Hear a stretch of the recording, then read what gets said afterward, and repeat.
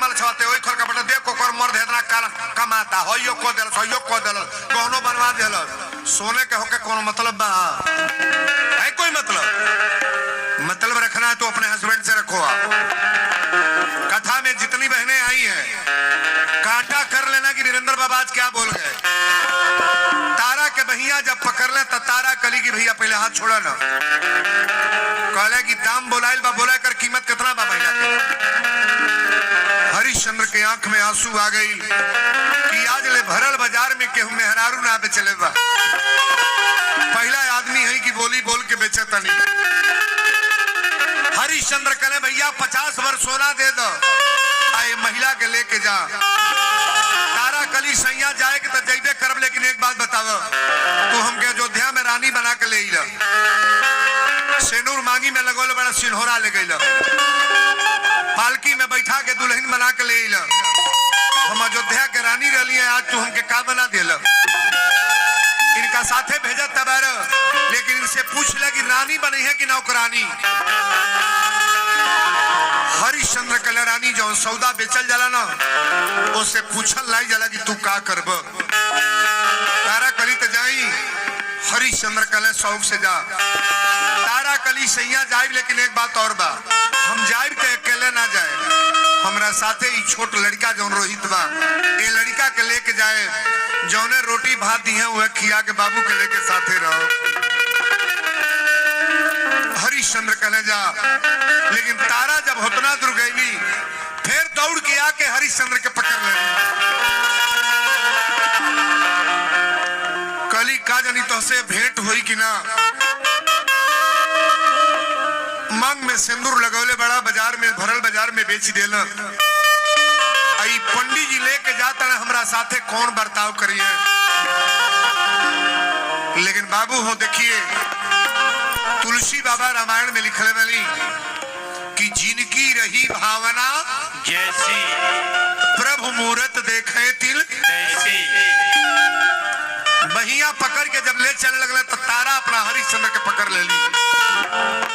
भले 1 लाख बुरा अपना पति हो लेकिन अपना पति के जैसा कौन है। 1 लाख बाउर महिला हो लेकिन अपनी औरत के तरह से कौन है। जेकर जमानी में मेहरारू मर गल बन से पता करी हो 4 गो पतो ही बाड़ी 1 गिलास पानी देने वाला कोई नहीं है बाप। औरत के कदर कबो पतो ही कदी करेगी। भविष्य में कभी अपने औरत को गाली ना दो मारो ना ऐसा कतई घिनौना काम ना करो। तारा हरिश्चंद्र के पकड़ के रोवे लगली। हमारी बहनें बेटियां बाबू गौर करेंगे। आरे मिलने से नाता आजू आरे मिलने से नाता अछूटल पिया मिलने से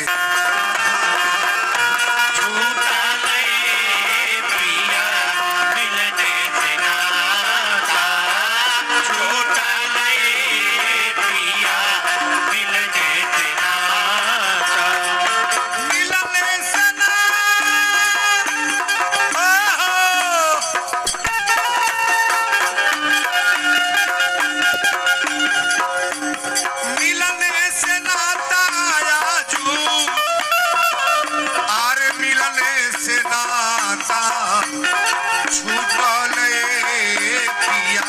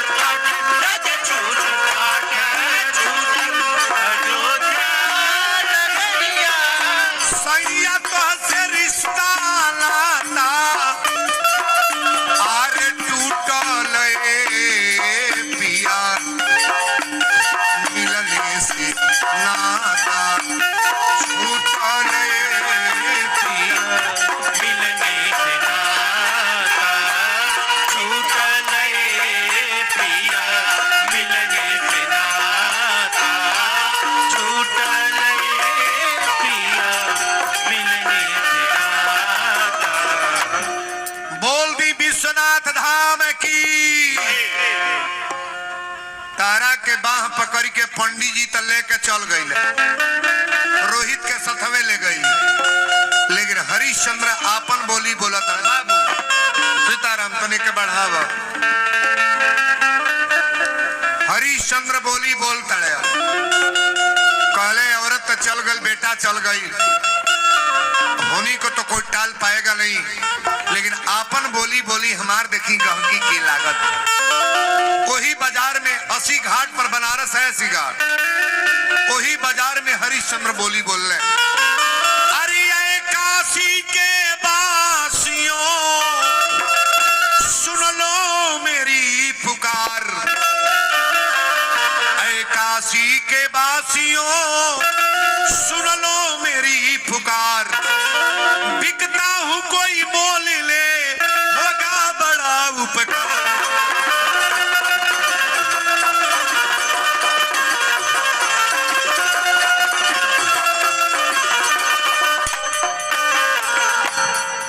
वही बाजार में कलुआ डोम गइल बा, बड़की बड़की मोच, करिया फेटा, करिया कपड़ा, 5 गो सूपा, 5 गो खांची टंगले बा बासे में,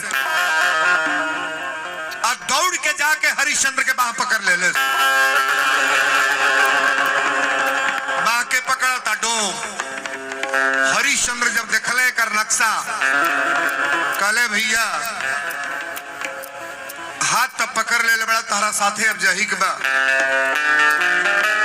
शंकर जी के पहले कहले भोलेनाथ तोहरा दरबार में अन्याय ना होला,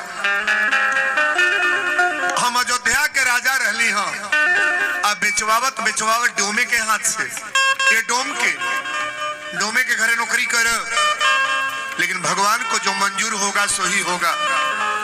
1 लाख आप पापड़ बेल लो, लेकिन नारायण जो चाहेंगे भैया वही होगा। हरिश्चंद्र के बाह पकड़ के जब डोम खींचले, कहले कि डोम कहले कितना रुपया कितना चाहिए तो के का। हरिश्चंद्र कहले कि भैया 50 भरी सोना और ये पंडित जी के देवे के बा। कलुआ डोम कहले तौला में सोना वाले आके दे दे, ले आके सोना दिया गई। अब बाह पकड़ के लेके चले लगले तो हरिश्चंद्र की आंख में आंसू, कहले आज ले धरती पर मेहरारू के हुना बेचल, औरत के बेची दिहली, बेटा चलिए गई, हमरा के कीने खतरे अइबो कल गहा तो डोम। कलुआ डोम कहले तार का नाम है, कहले हमार नाम हरिश्चंद्र है। कलुआ डोम कहले डोमे घरे नाम ना रही, आज से तोर नाम रही हरिया, आज से हरिया बोलावल जाई। हरिश्चंद्र कहले भैया तो तारा साथे हमरा चलई बा, बिका गल बनी तो, लेकिन पहले ही बतावा तू नौकरी हमसे का करई बा। डोम की नौकरी आप जान लो।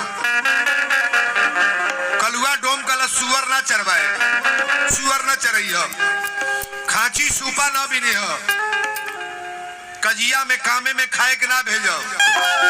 कहले काम बतावा कौन काम। कलुआ डोम कहले जो डोम के सुपर काम होला वह काम तोहरा के दे, श्मशान घाट पर चल के आज से पहरेदारी का काम करो। जितना लोग आई, चाहे बेटा मरल होके, चाहे मेहरारू मरल होके, चाहे माई मरल होके, चाहे भाई मरल होके, बिना कर कफन लिए लात जरावे मत दिए। आप जितने विद्वान यहाँ बैठे हैं, डोम के सबसे बाउर काम कौन है? श्मशान घाट। वो घाटे पर सुखी लोग जाते हैं कि दुखी? नहीं बोलोगे? वो घाट पर सबको जाना। अच्छा एक बात और बताओ, आज भी बनारस में हरिश्चंद्र घाट है कि नहीं है? नहीं है, नहीं है। आज भी वो घाट है जिस घाट पर आपको ले चल रहे हैं। कथा तो आप लोगों ने बहुत सुना है। हरिश्चंद्र कहले भैया श्मशान घाट के नौकरी तो हमके दे दिया, लेकिन कोनो का बेटा मरल बा, नौजवान भाई मरल बा, उससे पैसा कैसे मांगब? कौने दर से मांगे कि बिना कर कफन की लाश नहीं जलेगी? हरिश्चंद्र के सामने कलुआ डोम का पहले कांटा करो, ये नौकरी करना है कि नहीं? हरिश्चंद्र कहे जब किल्ले बाड़ा तो काम तो करबे कर।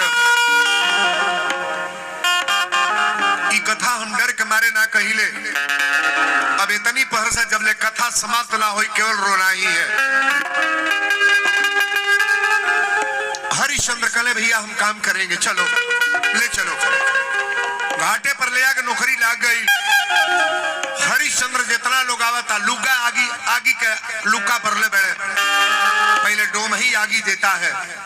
अच्छा पुरनिया माई मरल बा, बेटा धरावता तो रोई कि ना, न रोई, ओहू के दर्द होई। तुलसी बाबा लिखले बनी कि जनमत मरत तो दूसरा दुख होई। एगो बेटा पैदा कैले में 10,000 बिछी के टाण के दर्द होला। एक लड़का पैदा कैले में जौन माई बेटा पैदा कैले बा ओकर दर्द पूछल जा तो माई दर्द बता दी ना, बताइए। 10,000 बिछी के टाण के दर्द होला। अजहिया जमराज या धर्मराज प्राण ले लें उतना ही दर्द होता है बाबू। लेकिन मर गईला के बाद घर वाले लेकर घाट पर जाते हैं ना, अरे मरना तो सबको है, यहाँ जितने लोग आए करी दोनों जानी के लाग गए। तारा जब पंडित जी के घर गईली तब पंडित जी कहले कि तारा तोहरा सुन ल, तारा का करे बा, रोज बर्तन धोई है, रसोई बनाई है, घर भर के खियाई है, कपड़ा फींची है, प्रेस करी है, और लड़का के बता द फुलवारी से रोज फूल ले आवे। फूल ले आके माला बनाई, शंकर जी के गले में ये माला पड़ेगा, डेली प्रतिदिन ही काम होगा। तारा अपना चिंता में पड़ गई कि बेटा के नौकरी, हमार नौकरी तो लग गई। हमारे हरिश्चंद्र कौना जगह नौकरी करता है, कहाँ बाड़े? जौना के मर्द बिका जाओ, मेहरारू बिका जाओ, मेहरारू जी की मरी। तारा अपन नौकरी करत अड़ी, हरिश्चंद्र नौकरी करता है। वो घाटे पर है बाबू, आज भी वर्तमान में दशा सुमेर घाट पर चले जाओ, 1,000 लाश एक दिन जर जाती है महाराज। हरिश्चंद्र रोज आगी देता है, कर कफन बरियाई से मांगता है। कोनो को बेटा मरल बा कहता हमर लगबा ना, कोनो को भाई मरल बा साहब हमर लगना बा। हरिश्चंद्र कहले बिना कर कफन की लाश नहीं जलेगी, कर कफन देख करके लाश जलाओ। बरियाई से कर कफन लेके तलाश जरवावत है। लेकिन हरिश्चंद्र सोचा तड़े भगवान नौकरी तो लाग गई, हमार बेटा हमार मेहरारू कहाँ बाड़े? तारा के नौकरी लागल, रोज रसोई बनावत अड़ी, रोहित फूल ले आवत अड़े। धीरे धीरे दिन बीता था वही बनारस में। आज ज्यादा दिन बीत गई, रोहित गईले फुलवारी में। भगवान के लीला बड़ा अजीब होला। ए बाबू फूल तुरंत में सांप रोहित के काट ले तो रोहित मर गईले।